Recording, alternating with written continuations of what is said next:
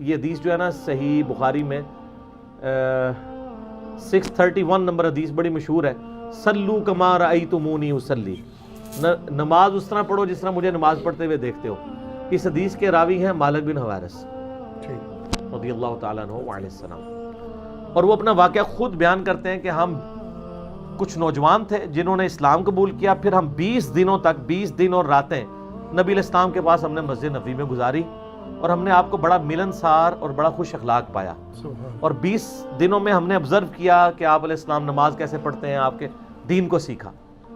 اور کہتے ہیں چونکہ ہم نوجوان تھے تو ہمیں گھر کی یاد ستانا شروع ہوگی۔ یہ صحیح بخاری کے الفاظ ہیں۔ اس سے پہلے کہ ہم نبی علیہ السلام کو یہ کہتے، نبی علیہ السلام نے خود ہی آبزرو کیا کہ ان کو اب گھر یاد آ رہا ہے، تو آپ نے ہمیں خود ہی مشورہ دیا کہ اب تم واپس چلے جاؤ۔ ٹھیک ہے، ایک اچھا ٹیچر ایسا ہی ہوتا ہے کہ جو استاد کی جو کمزوری شاگرد کی ہائی لائٹ ہونے سے پہلے وہ استاد اس کو نا اس طریقے سے اسکیپ روٹ دے دیتا ہے۔ اچھا، آج تو لوگ کہتے ہیں نا کہ اگر میں حضور کا غلام ہوتا تو میں بس قدموں سے لپٹا رہتا۔ نا، تو آج نہیں رفع الیدین کرتا، ادو کو تو کتنے کرنا سی؟ آج تجھے قرآن دی سے ایاک نعبد و ایاک نستعین دکھاتے ہیں، تو آج بابوں کو پکارنا نہیں چھوڑتا، اس وقت تو نے کب چھوڑنا تھا؟ یہ صرف شعر ہیں، اور یہ کہنا آسان ہے، اس پہ عمل کرنا بڑا مشکل ہے۔ انسان تو انسان ہے نا، اکتاہٹ تو اس کے اندر اللہ تعالیٰ نے رکھ دی ہے بلٹ ان۔ تو کہتے ہیں 20 دن کے بعد نبی علیہ السلام نے ہمیں واپس بھیجا، اور میں دیکھنا واپس جاؤ تو اذان دینا، اس کے بعد نماز کے لیے تم میں جو عمر میں بڑا ہو وہ تمہاری نماز میں امامت کروائے۔ یہ پوری حدیث ہے مالک بن حویرث کی۔ اس حدیث کی شرح میں آپ فتح الباری میں دیکھ لیں، اس میں بھی لکھا ہے کہ غزوہ تبوک کے قریب کا یہ واقعہ ہے۔ غزوہ تبوک ہوا ہے رجب 9 ہجری میں، اور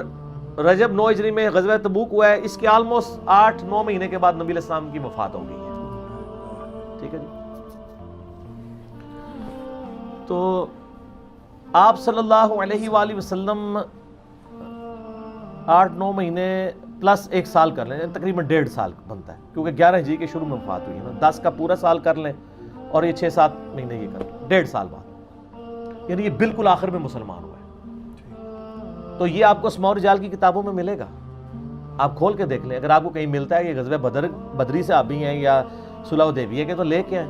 اسماء و رجال کتابوں میں موجود ہے۔ یہ اس لیے ان کو تکلیف ہوتی ہے کہ انہوں نے اپنی پبلک کو یہ کہانی کرائی ہوئی تھی کہ مکے کے اندر رفع الیدین ہوتا تھا، مدینے میں بت رکھ کے آتے تھے تو وہ مدینے میں ختم ہو گیا۔ تو میں نے ان کو یہ بتایا تھا مسئلہ 70B میں کہ رفع الیدین کی حدیثیں جتنے صحابہ نے روایت کی ہیں نا، ان میں سے اکثر وہ ہیں جو فتح مکہ کے بعد بھی مسلمان ہوئے ہیں۔ آپ تو ہجرت مدینہ کی بات کر رہے ہیں، نبی علیہ السلام کی وفات سے 1.5 سال 2 سال 3 سال پہلے جو مسلمان ہوئے ہیں نا، وہ صحابہ رفع الیدین کی حدیثیں بیان کر رہے ہیں۔ اٹ مینس کہ انہوں نے نبی علیہ السلام کو اس وقت رفع الیدین کرتے ہوئے دیکھا۔ فتح مکہ کے موقع پہ وائل بن حجر مسلمان ہوئے ہیں، اور سن نسائی ابو داؤد کھول کے دیکھ لیں، وہ کہتے ہیں میں نبی علیہ السلام کو رکوع میں جاتے وقت اٹھتے وقت رفع الیدین کرتے دیکھا، پھر میں 1 سال بعد سردیوں میں دوبارہ آیا، یعنی 9 ہجری کے اندر، تو میں نے دیکھا آپ علیہ السلام اور آپ کے صاحب چادروں کے اندر سے بھی رفع الیدین کرتے تھے۔ پھر ابو حمید سعدی کی جو 10 صحابہ والی حدیث ہے، جو اب اہل حدیث بھی ڈرتے ڈرتے بیان کرتے ہیں کیونکہ اس سے ارسال الیدین ثابت ہو رہا ہے۔ پہلے تو وہ کہتے تھے دیکھو جی 10 صحابہ کی حدیث 11ویں وہ،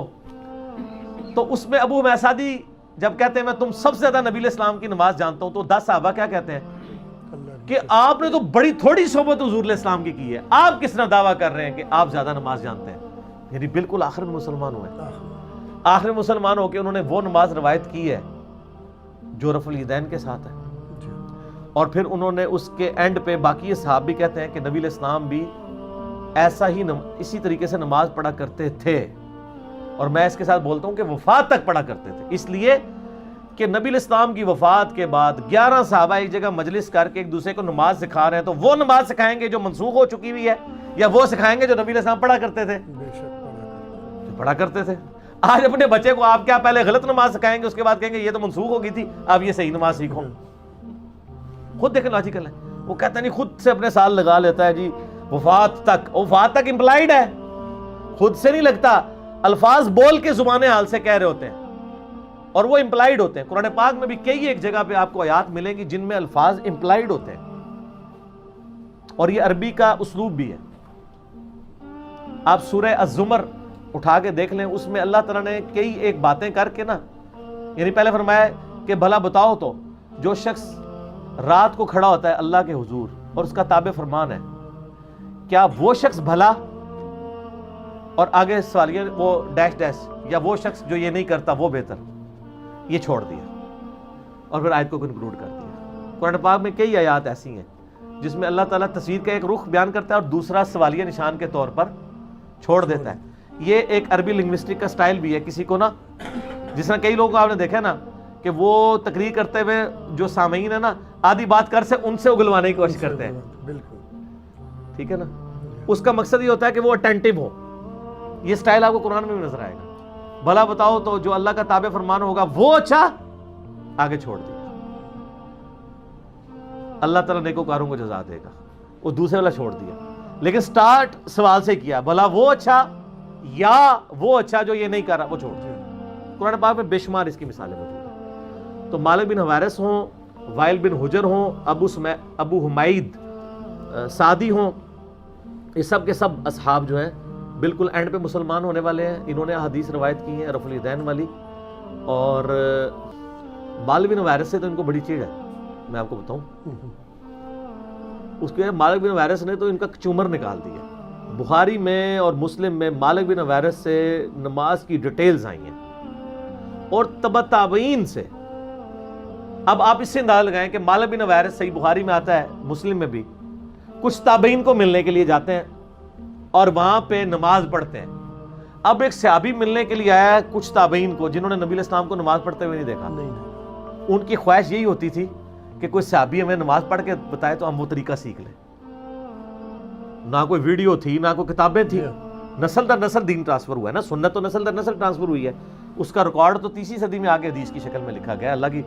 رحمتیں ہوں کروڑوں ان لوگوں پہ کہ انہوں نے کم از کم دین کو فریز کر دیا ہے، ورنہ نسل در نسل تو جو ہمارے بابے یہاں دین دے کے گئے ہیں تو بیڑا ہی غرق کر گئے ہیں۔ آج ہم کم از کم 1200 سال پہلے تو دین فریز ہوا ہوا بخاری مسلم میں دیکھ سکتے ہیں نا، تو وہ سنت ٹرانسفر ہو رہی تھی۔ اب وہ ابو قلابہ تابعی سے وہ تبع تابعین پوچھتے ہیں کہ جب مالک بن حویرث صاحب کو ملنے آئے تو انہوں نے نماز کیسے پڑھی تھی؟ انہوں نے کہا کہ ان کی نماز ایسی تھی کہ رکوع جب نماز شروع کرتے تو ہاتھ وہ کندھوں تک اٹھاتے، رکوع میں جاتے تو کندھوں تک اٹھاتے، رکوع سے سر اٹھاتے تو کندھوں تک ہاتھ اٹھاتے، اور طاق رکعتوں میں جب تک وہ بیٹھ نہیں جاتے تھے دوسری رکعت کے لیے کھڑے نہیں ہوتے، یعنی جلسہ استراحت، اور تیسری رکعت بھی رفع الیدین سے شروع کرتے۔ اور ایک بخاری کے طریق میں آتا ہے کہ جب وہ تشہد سے اٹھتے یا پہلی رکعت میں دوسرا سجدہ کر کے بیٹھ کے اٹھتے تو زمین پر اعتماد کر کے اٹھتے۔ جو یہ حنفیوں نے جعلی کہانی بنائی ہے کہ نبی علیہ السلام بوڑھے ہو گئے تھے، اٹھا نہیں جاتا تھا، نعوذ باللہ، اور پھر اینڈ پہ مالک بن حویرث اس حدیث میں کہتے ہیں کہ میرا نماز کا ارادہ کوئی نہیں تھا،